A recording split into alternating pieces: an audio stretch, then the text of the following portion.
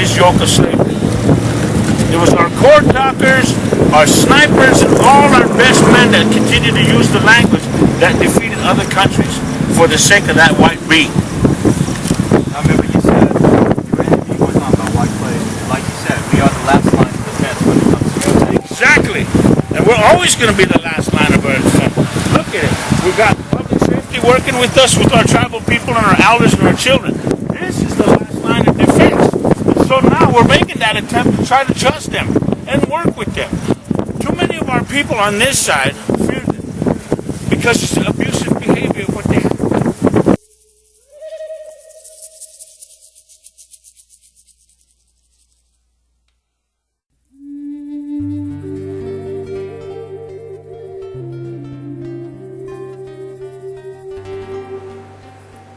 I'm a biologist and a physical scientist, and I graduated college 10 years ago, probably before, shortly after you were born, 1973.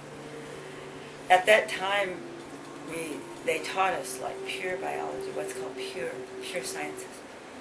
And I had really good teachers who taught me about the ecology of this region. But they also taught the interrelatedness of everything.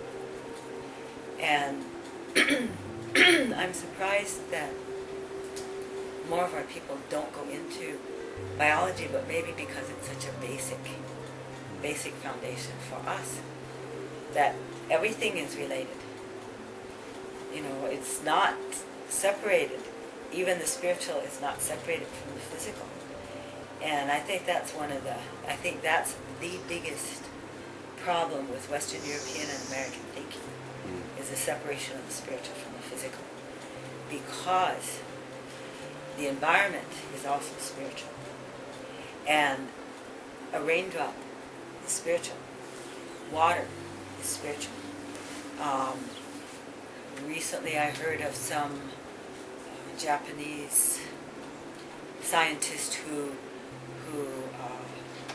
through a microscope, electronic microscope, studied the crystalline structure of water droplets. And when people were angry, they formed a different crystalline structure than if they were happy or loving. A glass of water. So, what does that say? There's something more. The environment is so related.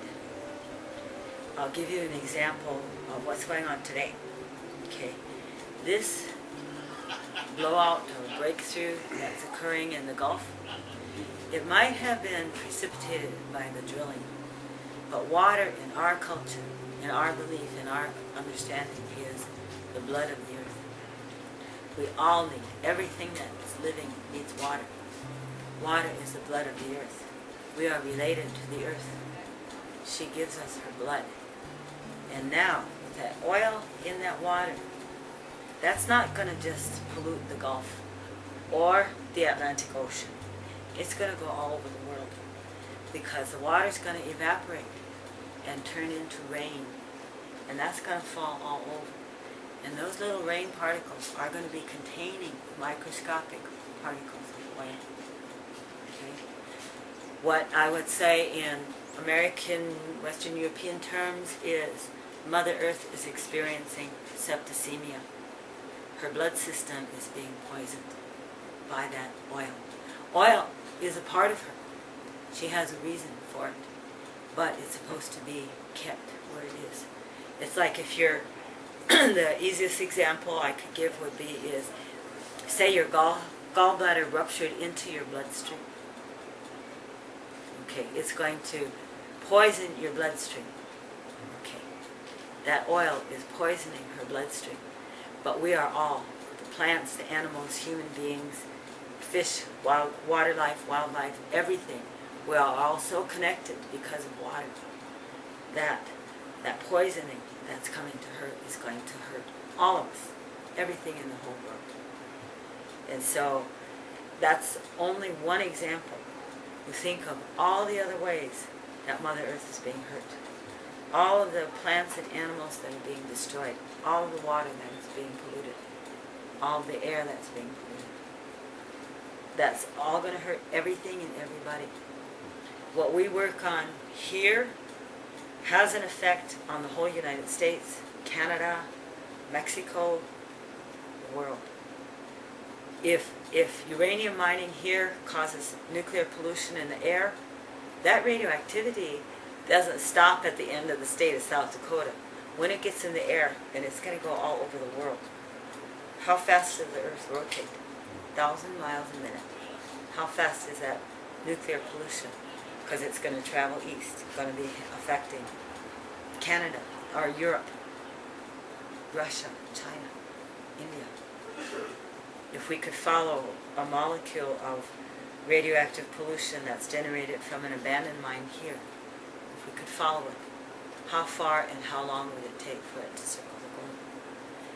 So what we do here affects everybody throughout the world, and what everybody else in the world does also affects us. We have a saying, Mitakuye Oyase, we are all related. It's true. There's something else I wanted to talk about, and it has a little bit to do with, it's about territory. Okay. Indigenous people live by natural law.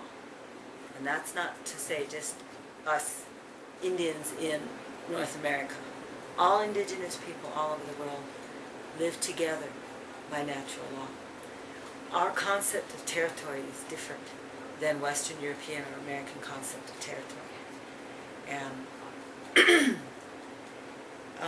we lived according to the environment that our ancestors or that the Creator made us to live with. My people were called the Buffalo people, the Teton, that's what it means. We lived with the buffalo. We were the Plains people. We lived with the buffalo. And so without them, our symbiotic and our spiritual relationship is destroyed. We're really struggling, and part of that is because of that relationship. Yet there were many other indigenous nations that lived within this territory who lived in other ways with the environment.